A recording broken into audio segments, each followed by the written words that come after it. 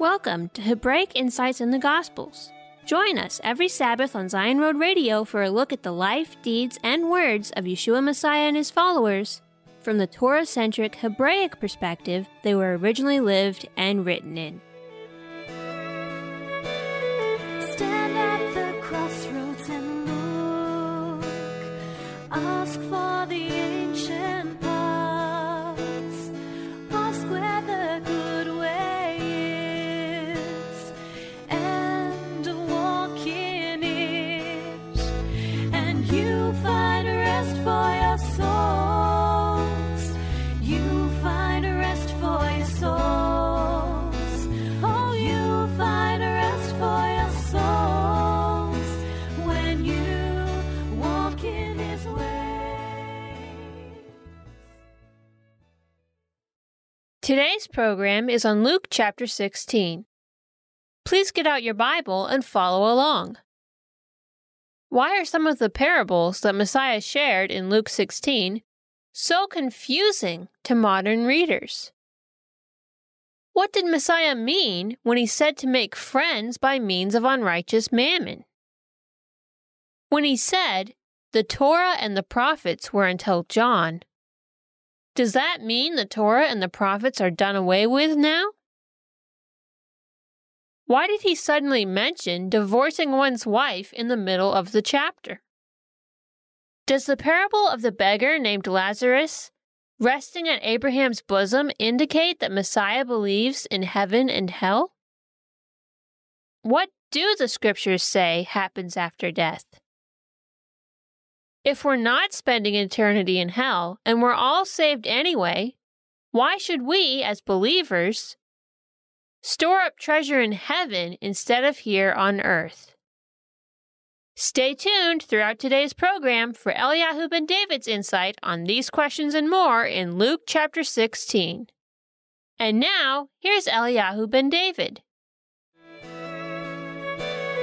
Stand at the crossroads and look. Ask for the ancient paths. Ask where the good way is, and walk in it. And you find rest for your souls. You find rest for your souls. Oh, you find rest for your souls when you walk in his way. Shabbat Shalom, everybody. We're going through the book of Luke pretty fast. We've already gone through Matthew and Mark, and now we're more than halfway through the book of Luke.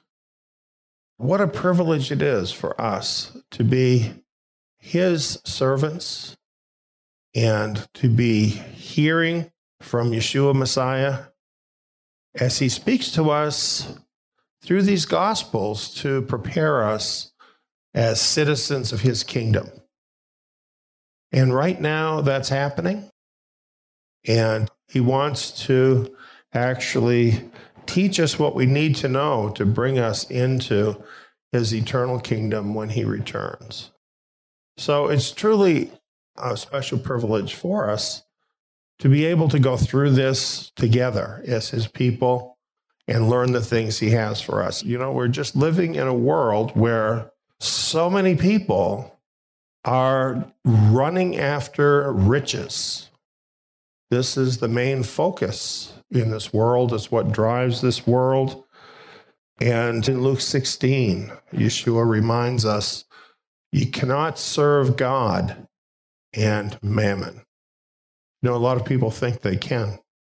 They think they can make God in heaven their God and the God mammon their God. But, you know, with Elohim, you have to choose one or another. He doesn't share his glory with another God. So you must choose one or the other. Well, I wanted to share a few things about this, and we'd like to start by taking a look at the parable of the dishonest manager. And one thing I'd like to say, when you read through Luke 16, this particular chapter is very problematic. It has lots of stuff in it that really doesn't sound a lot like it originated with Yeshua. And so this makes it confusing.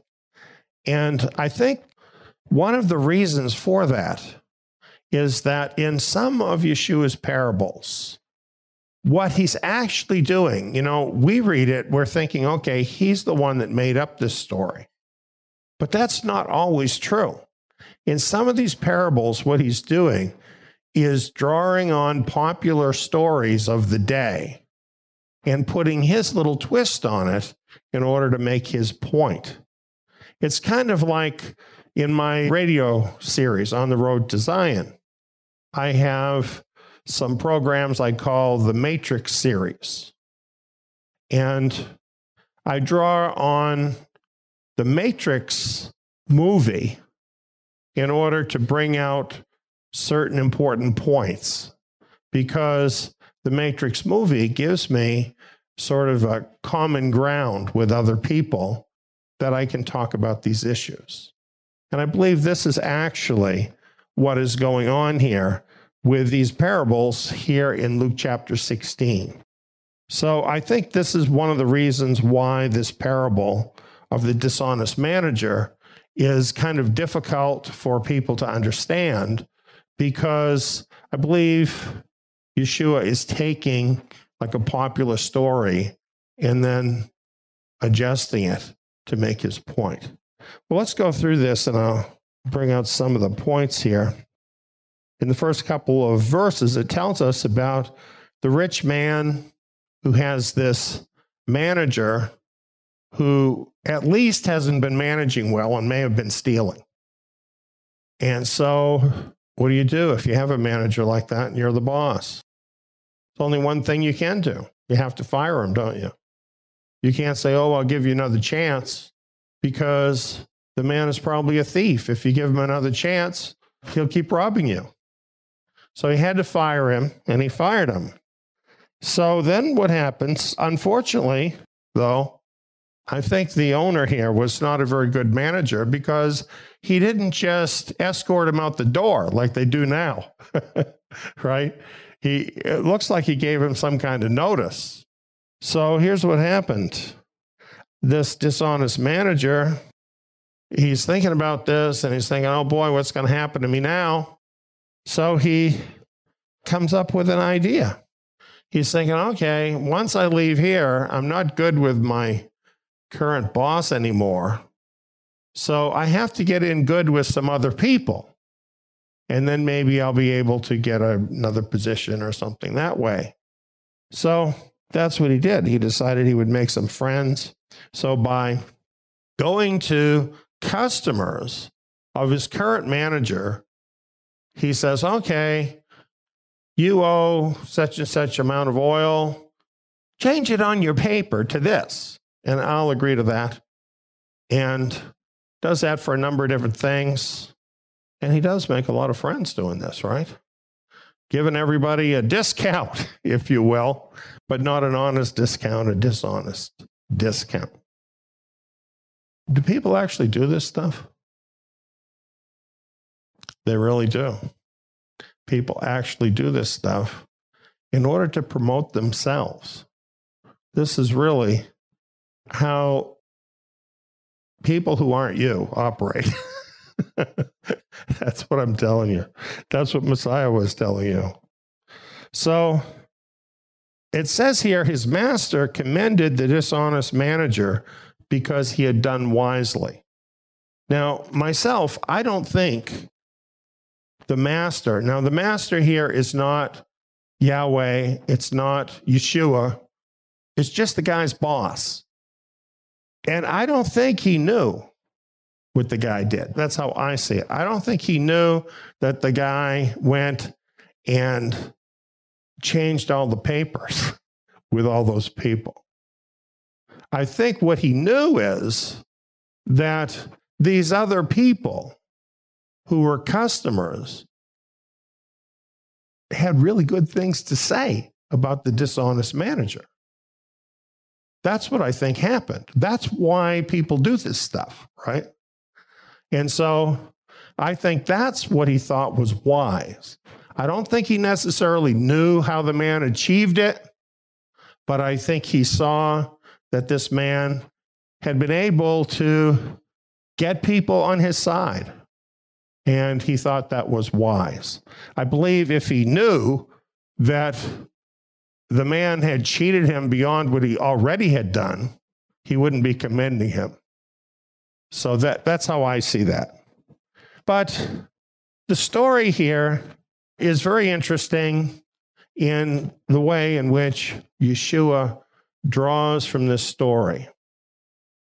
What he says is, for the children of this world are in their own generation wiser than the children of the light.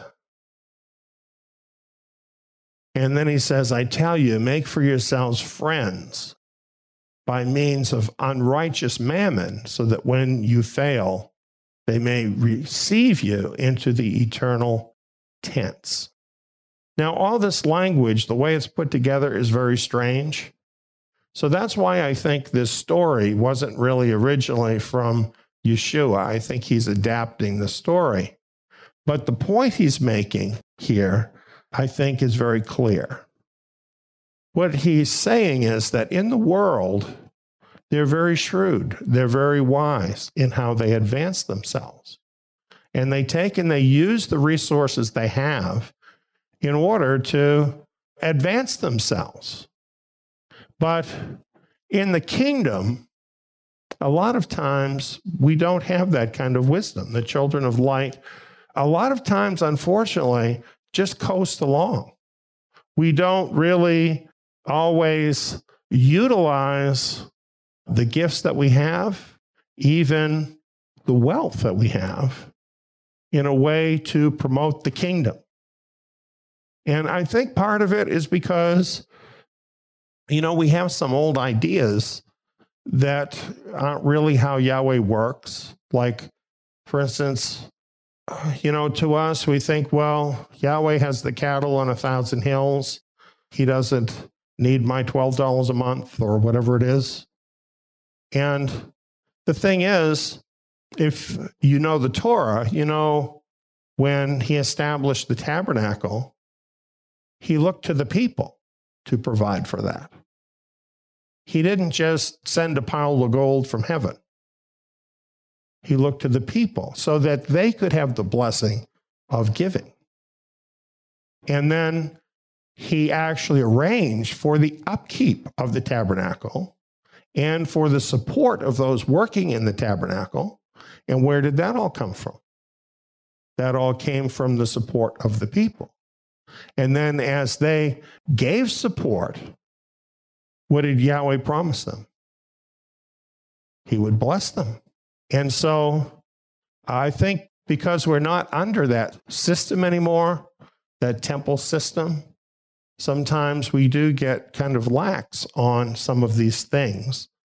And we really are not as wise as the people of the world. They're diligent, especially the really greedy people. The really greedy people work really hard, and they do it just like this. They call it networking. They network with all the other people that they think can help them. This is what they do. And they have all these big meetings, like the Davos Economic Forum. The people they invite are the multi-billionaires who are the movers and shakers of the economy of the entire world. So why would all those guys get together every year at Davos? The answer is very clear. They want to arrange things in the world so that they keep the wealth coming to them and not to you. That's really the reason they're doing that. Just like this guy, this dishonest manager. They're very diligent in what they do. Yeshua tells us, I tell you, make for yourselves friends by means of unrighteous mammon. Whoa! Dang, would you expect Yeshua to say that? Would you? Tell me the truth. Would you expect that? Doesn't that knock you out when you read that? Make for yourselves friends by means of unrighteous mammon. You know what? The money isn't bad. Greed is bad. What you do with it, if you use it selfishly, is bad. Yahweh gives some people a gift to make money. He gives them gifts to be businessmen. And a lot of times they think, oh, that's great. I'll go and become a billionaire. And they totally miss the reason Yahweh gave them those gifts, just like he gives all kinds of other gifts. It's to build up the kingdom. He didn't give it to them for their own selfish use. Right? So that's what he means when he says, make for yourselves friends by means of unrighteous mammon. What friends do you think he's talking about? He's talking about Elohim and his son, Yeshua. Do you want them to be your friends? You can actually make friends with Elohim and with his son through how you use unrighteous mammon. Now, isn't that something? Mammon here meaning physical wealth, money. I like better the way the Lamsa New Testament puts this. Now, the New Testament we are normally using is translated from Greek. The Lamsa translation is translated from the Peshitta Aramaic text. So it's a little different, and to me, it makes more sense. It has Yeshua saying, and I also say, use this earthly wealth, however acquired, to make friends, so that when it is gone, they will receive you, and you will have everlasting habitation. To me, that's much more clear that the friends that it's talking about are Yahweh and his son Yeshua. That how we use our earthly wealth helps to pave the way for our everlasting reward. This is such an important issue. And you know, Yeshua goes on and he says more. Now, this is so important. This is like, you know, people often tell me, I would really like to be promoted in the kingdom. This is how you do it right here.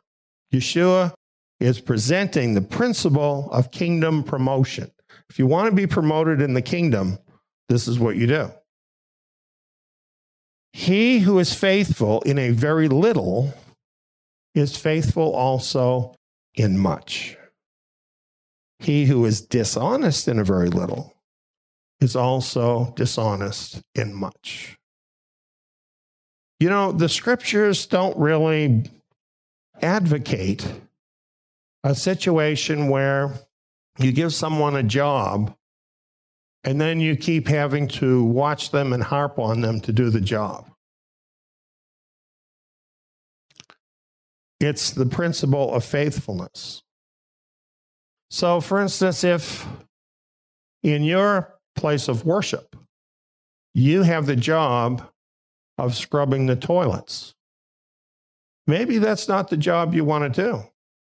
Maybe you'd like to be like the music minister in the congregation, or you'd like to do some other job. But that's not the job you get. The job you get is cleaning the toilets because they really need to be done. Well, if that's the job you get, he who is faithful in a very little is faithful also in much. If you do a good job at that job, then eventually that will come to the attention of those who are looking for people that they can depend on.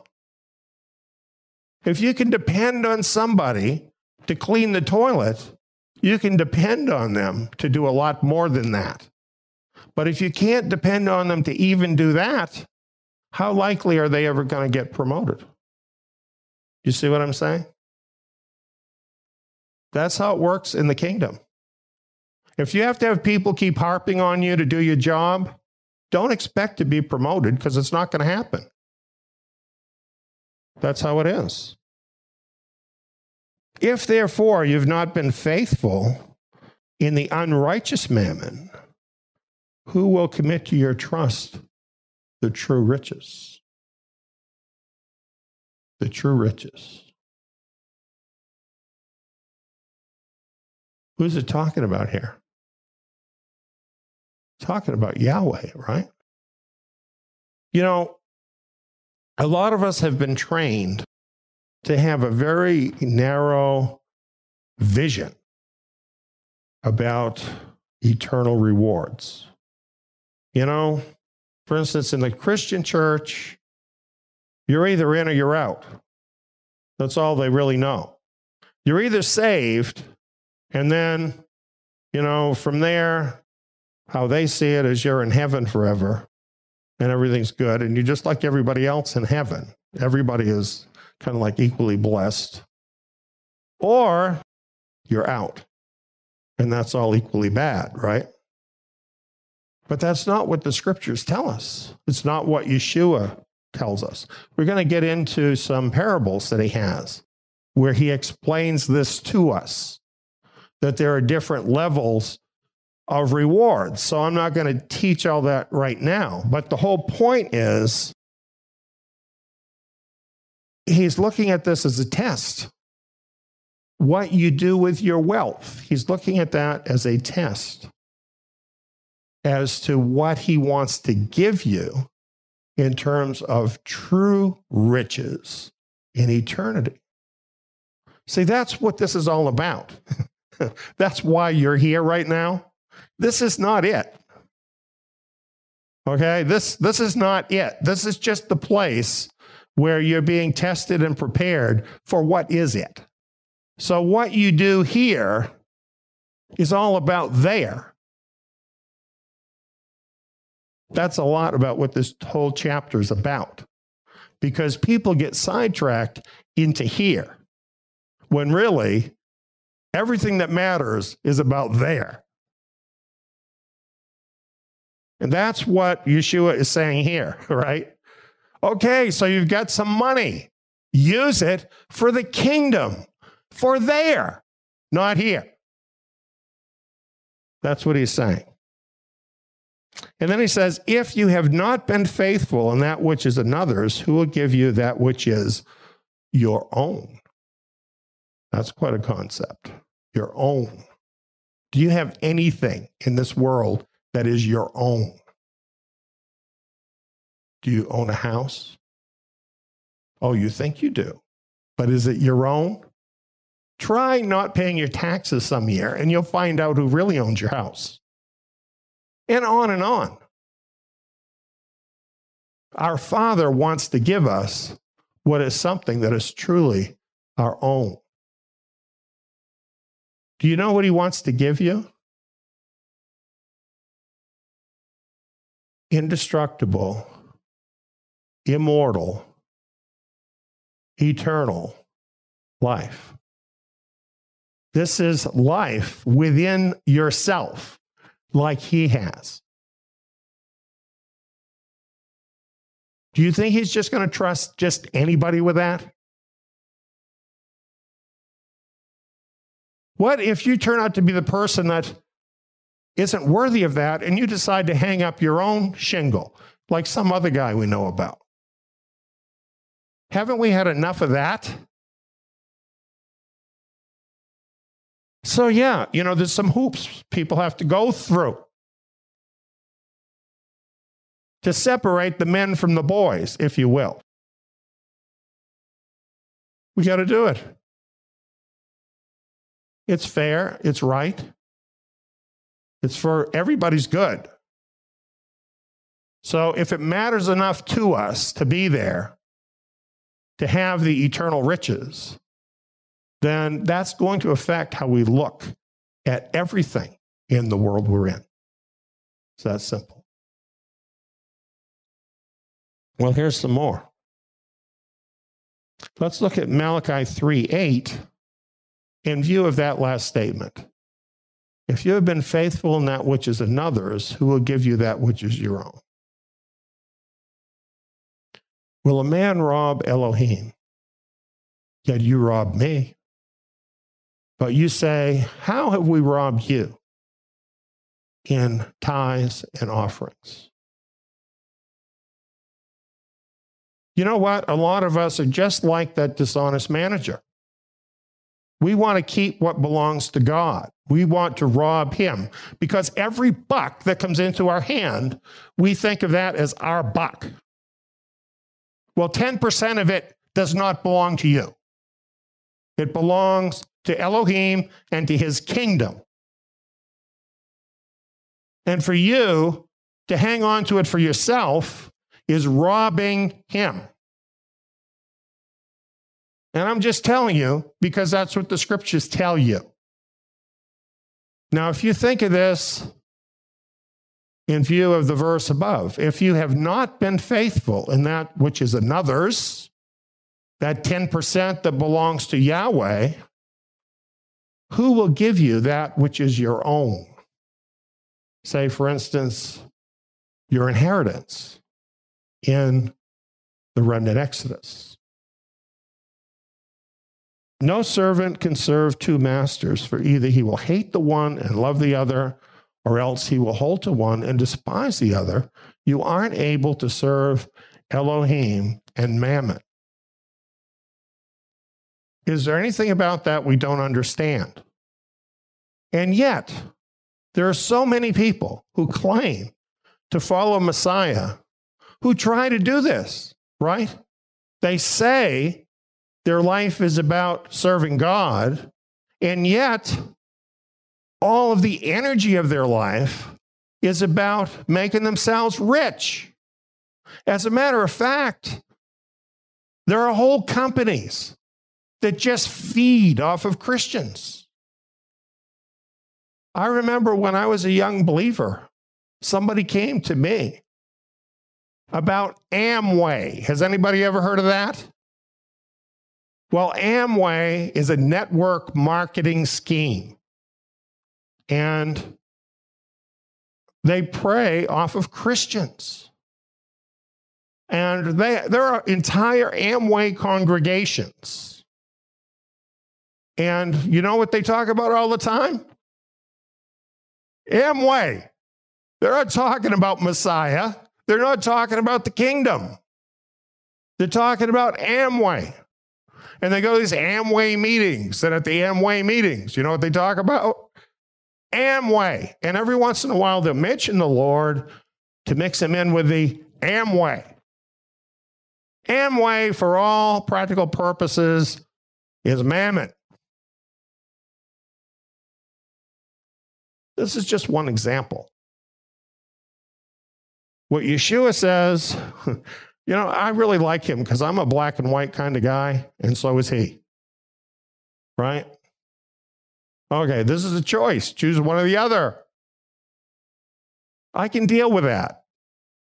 You know, like two genders, I can deal with that. 57, I don't know how to figure that out. Whenever people go beyond what is very simple in the scriptures, I think they're throwing up a smokescreen. That's how it looks to me. And we see a lot of that. That's why we need to do what we're doing. Because nobody's going to fool you after you know this. Nobody but you. You can fool yourself at any point, right? But you know it. Well, what about mammon? What is mammon? Albert Barnes' commentary tells us about mammon. Mammon is a Syriac word, a name given to an idol worshipped as the god of riches. It has the same meaning as Plutus among the Greeks. And it is not known that the Jews ever formally worshipped this idol, but they used the word to denote wealth. So it's kind of like the word January. January is the name of a false god, actually Janus, but it's also the name of a month. So we might very commonly, even believers, of course, use the word January, but it really is derived from the god of that month. Well, this word mammon is a word like that. It can just mean riches. It can mean greed. And that's named after the god Mammon. And I think it's interesting that in saying you cannot serve God and Mammon, I believe Yeshua is actually using this word on purpose because he's connecting the God of wealth with the wealth itself. And there is a very powerful demon behind this. There's a very powerful demon behind this greed after wealth. People get gripped with this thing as if they were on cocaine or something. You know, have you ever seen that? Have you ever seen people that are just so gripped by this thing? There really is a demonic energy behind it. And that very well could be this mammon god, this demonic force behind this greed. So I think that's a very interesting thing. And realizing that's true, we need to be very careful with this. You know, we need to use our wealth with the kind of wisdom Yeshua is talking about. We have to be in control of it and his purposes. And, however, we have to really avoid getting into the grip of this demonic spirit that is behind greed. Well, this sets the pace for the rest of the chapter. And I think if there was a phrase that shows the motivations behind the entire chapter, it would be this phrase: the Pharisees were lovers of money. And of all people, they were the people you wouldn't want to be lovers of money, right? Because they're the religious leaders of the people. They should be devoted to spiritual interests, right? They should be devoted to caring for the people. But instead, they're just interested in hoarding their own wealth and everything that goes with that. So this is what Yeshua is addressing in this chapter. It says, the Pharisees, who were lovers of money, also heard all these things, and they scoffed at him. And he said to them, you are those who justify yourselves in the sight of men, but Elohim knows your hearts. For that which is exalted among men is an abomination in the sight of Elohim. You see, they were just like the dishonest manager, weren't they? That's what he's saying. They were elevating themselves in the sight of other people. Why were they doing that? The same reason the dishonest manager was doing that, to enrich themselves. So it really just kind of goes all together. And then, though, he's telling them, Elohim knows who you are. He knows what you're doing. He knows your hearts. And he calls them an abomination. And truly they were, because they were behaving in a way exactly opposite to how the leaders of Israel should behave. Should not the leaders of Israel in some way mirror Yahweh himself. When people would go to the leaders of Israel, didn't they have a right to think that they were going to have the love of Yahweh expressed towards them, the wisdom of Yahweh, the right and correct understanding of his commandments? And yet, what were they doing? They were actually twisting the Torah in order to lift up themselves and to enrich themselves. In this, they were a lot like many of the religious leaders and teachers today, with mansions, private airplanes, all of this stuff. And how do they get it? They all get it by twisting the scriptures. They all get it by telling people something they want to hear, something to make them feel good, and make them ready to part with their money. That's what they're all doing. We have Pharisees today. We have a lot of them. And they just keep doing the same stuff. Yeshua goes on, the Torah and the prophets were until John. From that time, the good news of the kingdom of Elohim is preached, and everyone is forcing his way into it. The Jewish New Testament commentary explains these verses. It says, up to the time of Yohanan, the immerser, there were the Torah and the prophets giving their prophetic and predictive witness to the coming of the kingdom of God. The verse does not mean that the authority of the Torah and the prophets came to an end when Yohanan appeared. But since then, in addition to their witness, the good news of the kingdom of God, which is now near, had been proclaimed directly, first by Yohanan and now by Yeshua, with the result that everyone is pushing to get in. So the idea is very simple here, but sometimes you'll find these verses quoted.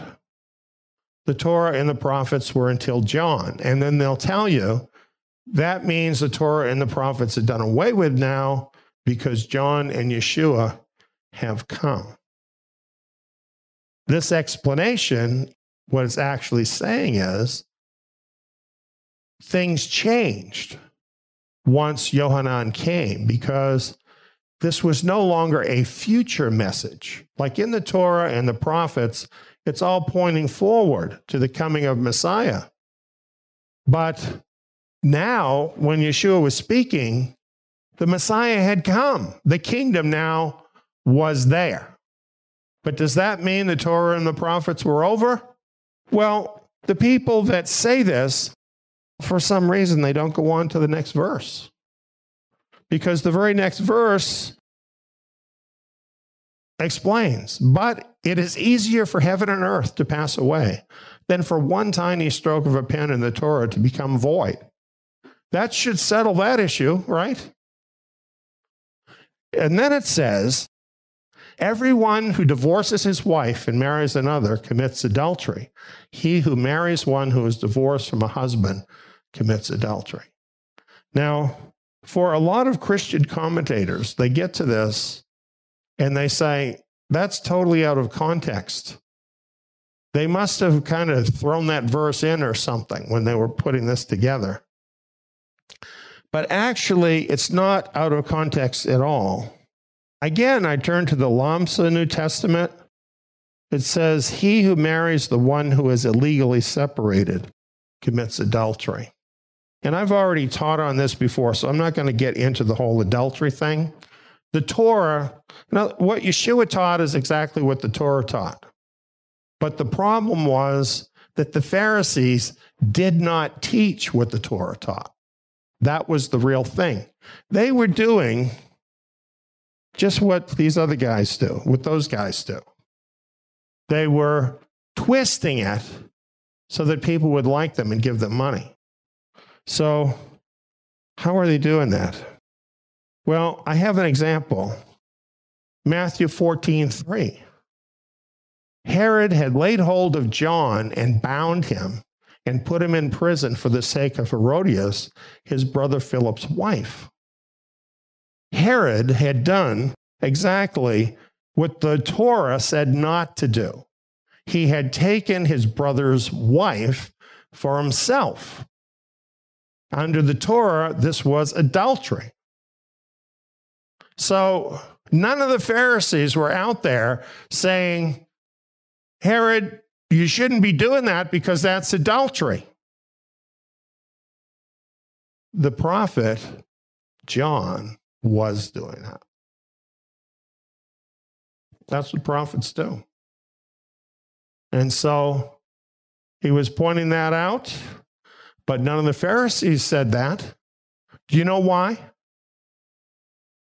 They conveniently changed the meaning of the Torah on divorce. And instead of going by what the Torah really said, by the time they were done with it, they said what it meant was that a man could divorce his wife for any sort of complaint, even burning the soup. And you know, I don't like eating burnt soup, but really, huh?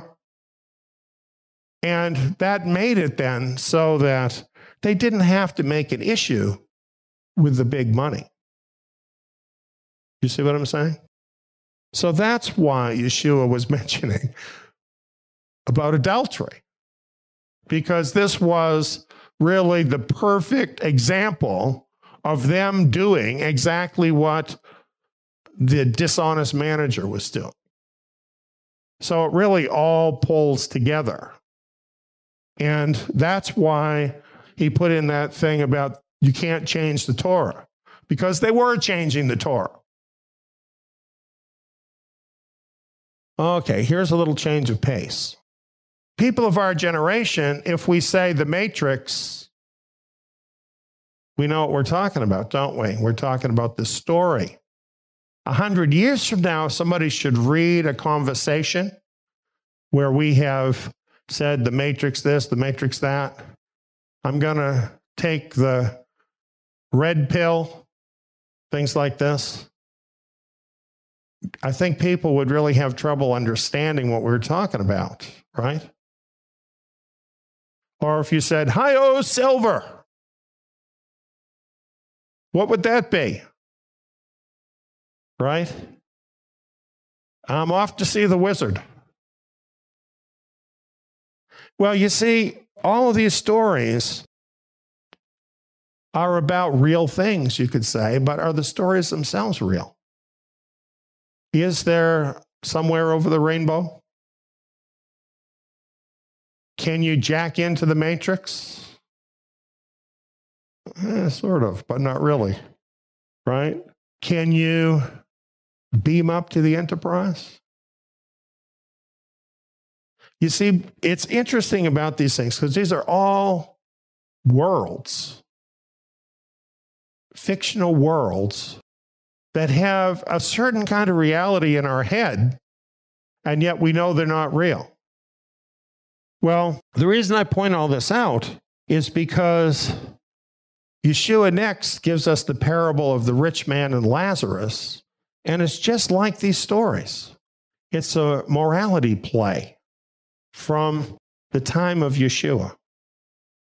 And you might not know this, but Nazareth was located right next to a bigger city that had a theater. And they put on plays there all the time.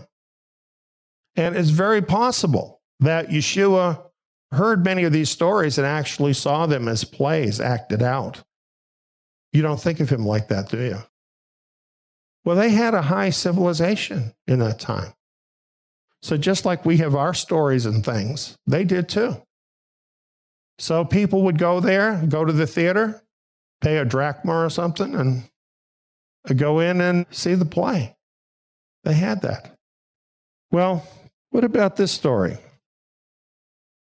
In rediscovering the parables, the author says this: To understand the parable in detail and as a whole, we have to recognize that the first part derives from well-known folk material concerned with the reversal of fortune in the afterlife. This is the Egyptian folk tale of the journey of Osiris and his father, Setmi-Kamios, or whatever, to the underworld. It ends with the words, "He who has been good on earth will be blessed in the kingdom of the dead, and he who has been evil on earth will suffer in the kingdom of the dead." Alexandrian Jews, there was a big community of Jews in Alexandria, Egypt, brought this story to Palestine, where it became very popular as the story of the poor scholar and the rich tax collector, Bar Majan. So that's the history of this parable. Now, in the book, The Fire That Consumes, Edward Fudge also comments on it.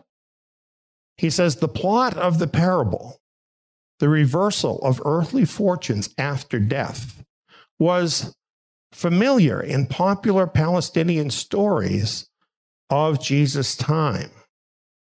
Hugo Gressman cites a Greek parallel from a first-century Egyptian papyrus, and he says there are at least 7 versions of the story in Jewish literature.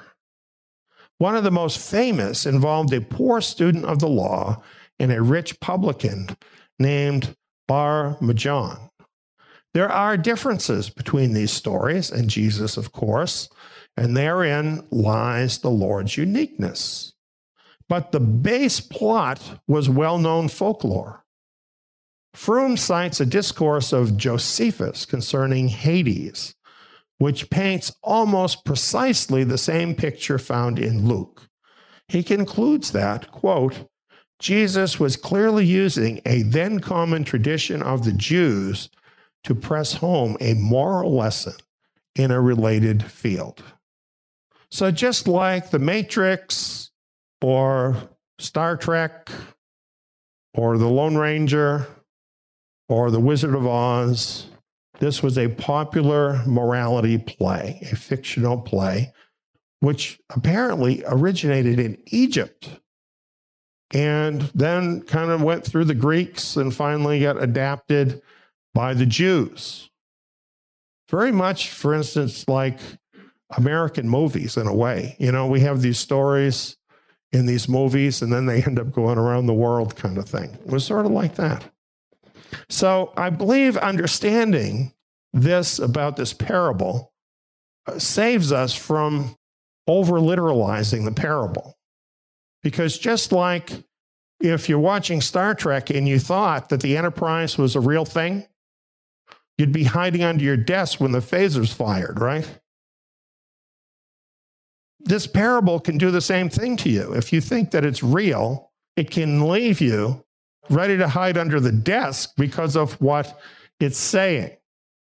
But that's not the point of the parable if we understand what it is, that it's being adapted from popular literature in order to explain a point. So let's look at it and see what it's saying. Okay, we have the beggar that died. And of course, it tells us the whole story about him, that he was at the door of the rich man, looking for a few crumbs just to get by. And of course, the rich man totally ignored him because he was too busy hoarding more wealth, right? So after a time, the beggar died. He's carried away by the angels to Abraham's bosom. I think that's interesting. And the rich man also died and was buried. In Sheol, he lifted up his eyes, being in torment, and saw Abraham far off and Lazarus at his bosom. So this, except it introduces Abraham, it gives them different names that are Jewish names, such as Lazarus. But other than the name changes, it's following the story very closely from the Egyptians. The whole point of this story comes when Abraham tells Lazarus, son, remember that in your lifetime you received your good things, and Lazarus in the same way bad things. But now here he is comforted, and you are in anguish. This is what I like to refer to as the big switcheroo. Look out for the big switcheroo. That's what Yeshua is basically saying with this parable. Because what he's saying is, if you live your life today like this rich man, and you just focus on today, then when you get into eternity, what's going to happen to you? Yeah, big switcheroo. You don't want that. You're on the top here, but there, you're going to be at the bottom of the barrel. And what about Lazarus? Well, I don't think this means that every beggar is going to inherit eternal life. But I would assume about this Lazarus that he was a good person with a good heart and had some bad circumstances in his life. So the big switcheroo is good for him, isn't it? No more sores, no more being hungry. He's in the bosom of Abraham. What a wonderful place to be. Right? Abraham, Yahweh's friend. And he's Abraham's friend. Can't be in a better place than that if you're a Jew. The big switcheroo. That's really the whole point of the parable. And while the parable is a story, the point of the story is absolutely true. Well, it goes on. After Abraham tells him, no, you can't come over here. We can't help you. We're not going to put some water on your tongue. Sorry, you're stuck. He says, I ask you, therefore, Father, that you'd send him to my father's house, for I have 5 brothers, that he may testify to them. So they won't also come into this place of torment. But Abraham said to him, they have Moses and the prophets. Let them listen to them. He said, no, Father Abraham, but if one goes to them from the dead, they will repent. So he's asking Abraham to send someone from the dead back to his brothers to warn them so that they don't act like a bunch of greedy fools too and end up in the same place. And I'd like to focus on this. He said to him, if they don't listen to Moses and the prophets, neither will they be persuaded if one rises from the dead. This little section is added to the story by Yeshua. And I believe this is pointed directly at the Pharisees, that they're just like that rich man. And Abraham is telling them the truth that if they don't listen to Moses and the prophets, which he's just showed them that they're not, right? They're teaching something else than Moses and the prophets.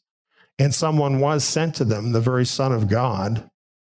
Neither will they be persuaded if one rises from the dead. And somebody did, didn't they? Yeshua Messiah. And were they persuaded? Some individuals were, but on the whole, no.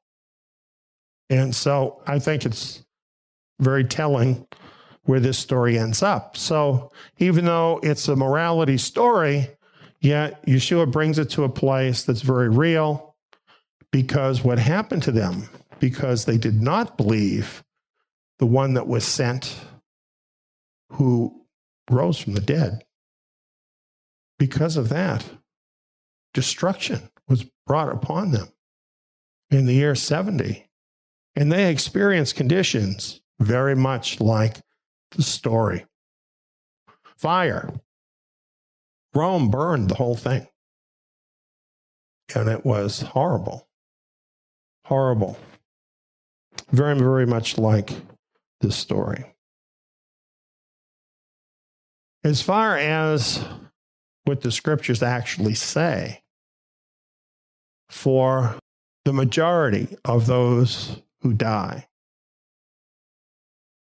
they're going to be raised up in what the scriptures indicate as the second resurrection. There's going to be a first resurrection when Messiah comes that's just going to involve those who belong to him. And those who are truly his disciples, who followed him and did everything that he says that a disciple's supposed to do, which is basically give up everything else, right? And follow him, putting him first. They're going to be in the first resurrection. This is what we are striving for. But then there is another resurrection, which you could call the general resurrection of mankind. That's the resurrection that likely would apply to people like Lazarus and the rich man, because all that is about their deeds. It's not about faith in Yeshua. It's about their deeds. And this resurrection at the end of the 1,000-year reign of Messiah, it's about people's deeds. And I'm just going to quickly read this. After the 1,000 years, I saw a great white throne and him who sat on it, from whose face the earth and the heaven fled away. There was found no place for them. I saw the dead, the great and the small, the rich man and the beggar, standing before the throne, and they opened books. Another book was opened, which is the book of life.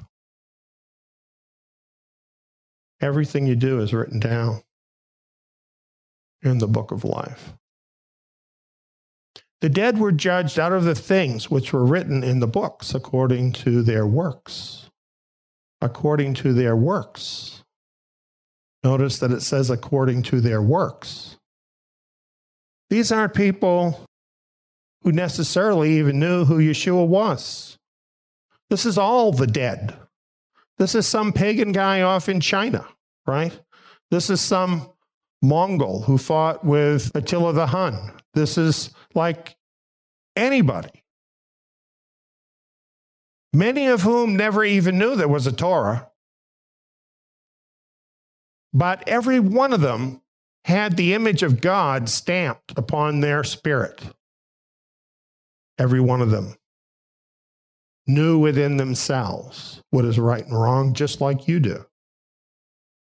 And so they're going to be judged according to their works. The sea gave up the dead who were in it. Death and Sheol.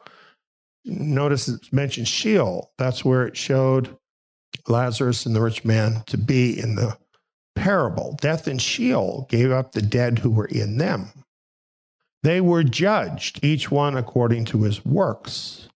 Death and Sheol were thrown into the lake of fire. This is the second death, the lake of fire. If anyone was not found written in the book of life, he was cast into the lake of fire. So, if I was to apply this to the parable, I'm seeing the rich man who has just recently been cast into the lake of fire. So he's not consumed yet. But it is the second death. And even death itself is going to be swallowed up. So this doesn't indicate that people are going to be living on in the lake of fire. The lake of fire itself is not going to exist anymore after it has done its purpose. But a lot that's in the story couldn't really happen. You know, if you were thrown into even, say, a bonfire that you have out in your yard here, is one drop of water on your tongue going to refresh you or help you in any way? You know, the story is obviously meant to be dramatic. It's not reality. However, there is a similar reality that is going to happen for every person. Every person one day if they're not part of the first resurrection, is going to be part of this great white throne judgment, which will determine their eternal future. And I think it's important for us to understand that. And like I was saying, really, our whole life here is really about there. That's really what it's all about. And so what people do is very important. Well, some people read this and say, well, it can't be according to their works because the only way to be saved is by Yeshua Messiah. But who do you think is sitting on the throne judging these people? Isn't it Yeshua? This may be their very first encounter with Yeshua. Maybe if they're smart, they get down on their knees and say, oh, I am so sorry for the things I did. Can you save me? Or, who are you? Get out of my face. People will show how they feel about Yeshua, and it will determine their eternal situation. Well, I just want to point out that these verses, these things that Yeshua had to say, are so relevant in our day. Because today, that false god mammon is on a rampage, more so literally than any time in history ever. It's really amazing. Without getting into a lot of political stuff, I'd like to comment on this picture, so I want to read it. The free market is subverted when corporations can acquire laws and buy public opinion. This is our problem. We all know socialism is not a good thing, right? And there's a lot of people now calling for socialism. Why are they doing that? It's because the wealthy are like totally out of control. So this is why some people are calling for socialism. But of course, if you have socialism, then it'll be those people that are sucking up all the wealth. So it doesn't improve anything. It just makes things worse. But the people who don't want socialism, they say, well, we can't do anything that's going to upset capitalism. But, the dirty little secret is that we haven't had capitalism for a long time in America. Capitalism was the mom and pop store you used to go to when you were a kid. That's capitalism, where individual people, can squirrel together a little bit of money and start a little business where they provide something for their neighbors to make a living for themselves, and their neighbors can do the same thing. And that's how the economy works, okay? That's capitalism, and that's a good thing. But we don't have that now. What we have now is corporatism. And corporatism is not fair. What corporatism is about is the super wealthy people form these corporations, and they're funded with millions or billions of dollars, right? And under the laws, a corporation has all the same rights as a person. So if you as a person go up against a corporation, who's going to win? The corporation will win every time. And what we see is the bigger fish eating the big fish, and then the fish bigger than them are eating them. All of the wealth is consolidating. This is what is happening in the world. And it is so much what Yeshua was talking about. It is this demonic god, mammon, that is behind this, fueling all of this greed. People are dying because of this. Unrest in the world is occurring because of this. These people who have all of this money, make no mistake, even in so-called democratic countries, it's not the people who are deciding what they want. It's these multi-billionaires and the corporations that are calling all the shots because they have the wealth to lay on all the politicians to get what they want. They're just like the dishonest manager, making friends. And they're making lots and lots and lots of friends at the expense of the common ordinary person and the poor. These guys are exactly the rich man in the parable we were just reading. In January of 2019, they held the Davos Economic Forum. And Oxfam, as it does every year, came out with their figures showing where the wealth of the world resides. And what they found is that 26 really rich people have as much wealth as the poorest half of the world. So over here, you've got 3.5 billion people. 3.5 billion people. And over here, you've got 26 people that control just as much wealth. That's a little lopsided, don't you think? So, like, each of those 3.5 billion people get a piece of the pie that's like, oh, you know what? I can't even show it to you.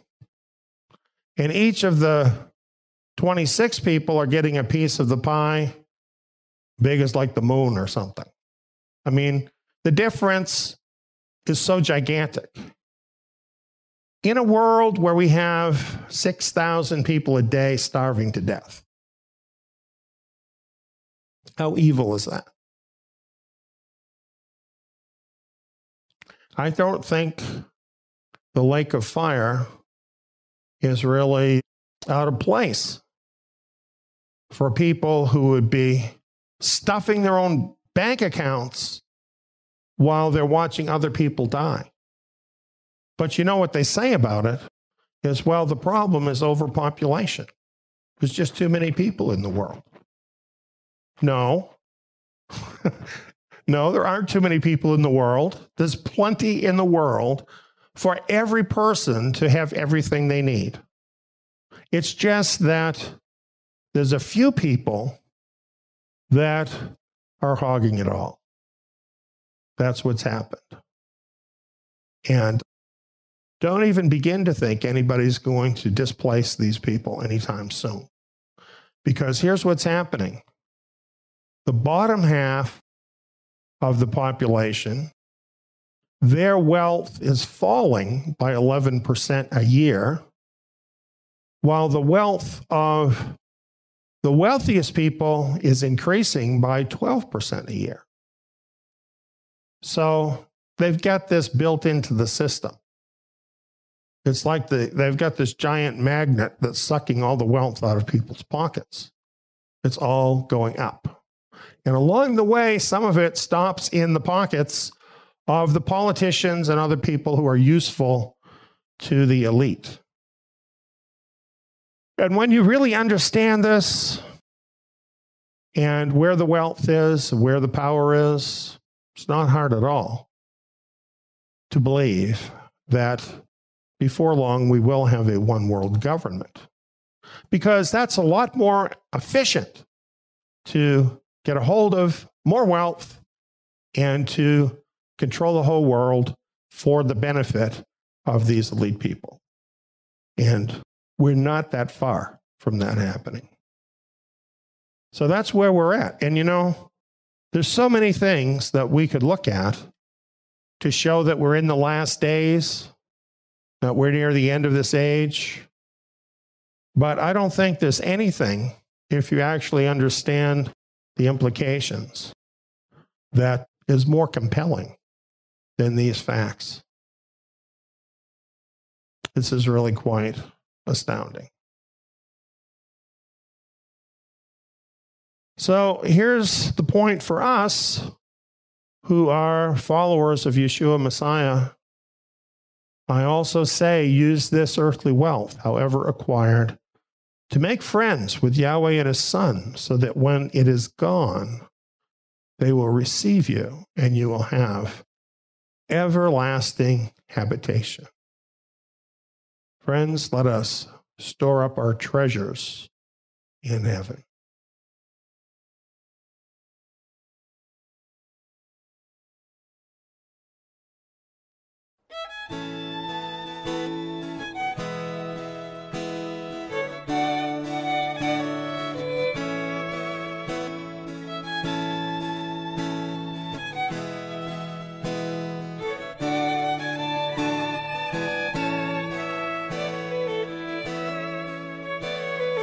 Stand at the crossroads and look. Ask for the ancient paths. Ask where the good way is, and walk in it. And you'll find rest for your souls. You'll find rest for your souls. Oh, you'll find rest for your souls when you walk in his ways.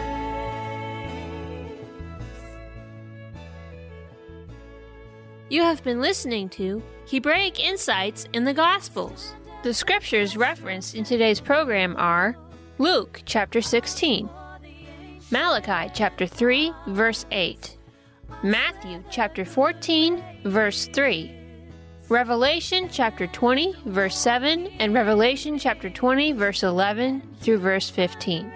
Further teachings and study materials on tithing and where it originates in Scripture, storing up treasure in heaven, the Matrix series from Eliyahu's radio program On the Road to Zion with Eliyahu and Dawn, the Torah and the Prophets, what the Torah and Messiah teach about divorce and biblical marriage, the hope of the resurrection, the judgment of the wicked, the 1,000-year reign, the great white throne judgment at the end of the 1,000-year reign, what the Bible teaches about heaven and hell, the lake of fire, and the book of Revelation, along with many other related topics, can be found at our membership site, Zion Tabernacle. Sign up is free.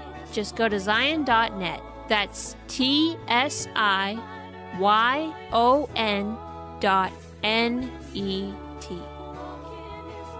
New programs on the Gospels will be airing every Sabbath on Zion Road Radio. Tune in next Shabbat to learn more from Hebraic Insights in the Gospels. Shabbat Shalom! Ask for the ancient paths. Ask where the good way is, and walk in it, and you'll find rest for your souls. You'll find rest for your souls.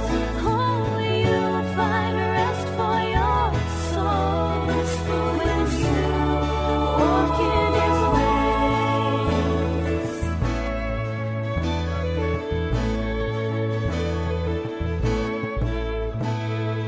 Stand at the crossroads and look. Ask for the ancient paths.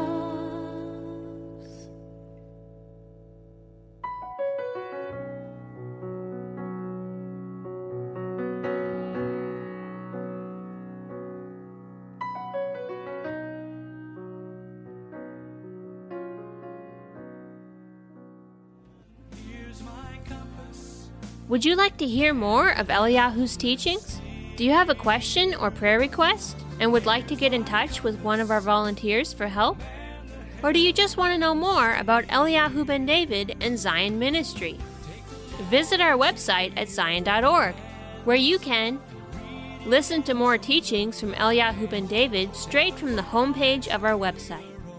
Check out our books, DVDs, internet videos, and other social media outlets.